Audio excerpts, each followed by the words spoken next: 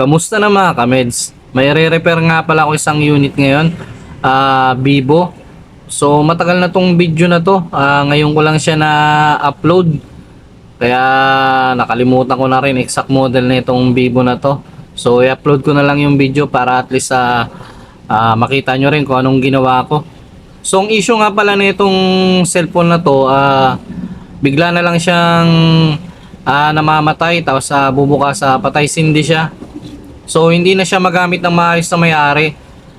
Driver nga pala yung may-ari nito. So kinausap nila ako kung pwedeng gawin yung cellphone niya kasi balak niya na sanang bumili ng bagong cellphone. So sinabi ko, repair na lang muna natin.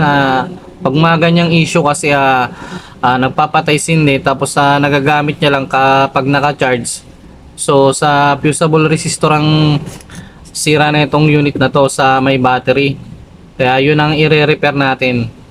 Pwede din naman siyang palitan ng bagong battery, pero mas maganda pa rin yung original na battery ang gamitin kasi mas matibay pa yun. Kung hindi naman siya lobo or hindi pa sira, yun ang gagamitin pa rin natin, yung original battery niya kasi mas matibay yun, tsaka mas matagal na malobat yung kaysa sa replacement.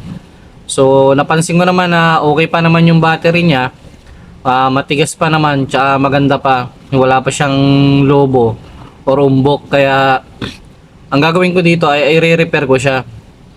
So pumayag naman din yung may-ari.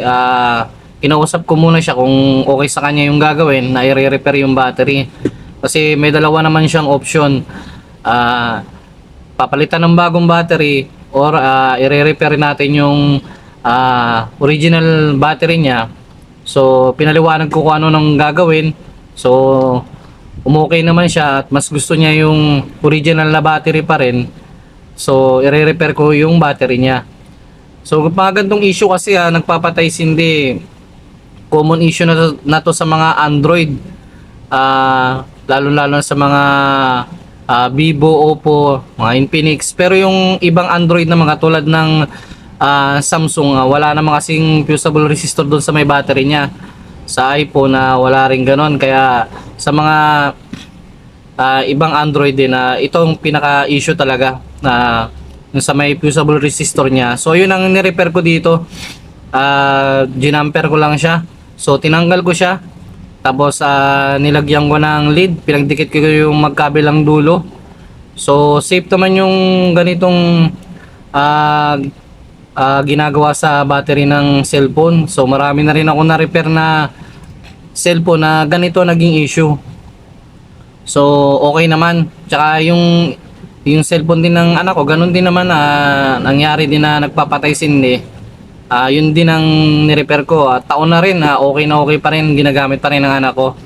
So advisable ko pa rin tong gantong process na pag-repair. Maganda naman kasi original battery pa rin yung ginamit natin.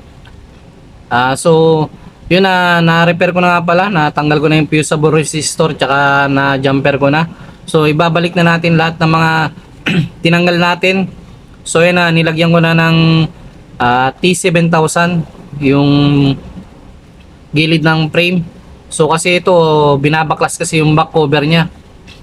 So hindi siya yung katulad sa ibang unit na isang tanggalan lang. So ito kasi kailangan tanggalin mo pa yung pinaka back cover para maka-access ka sa may tornilyo.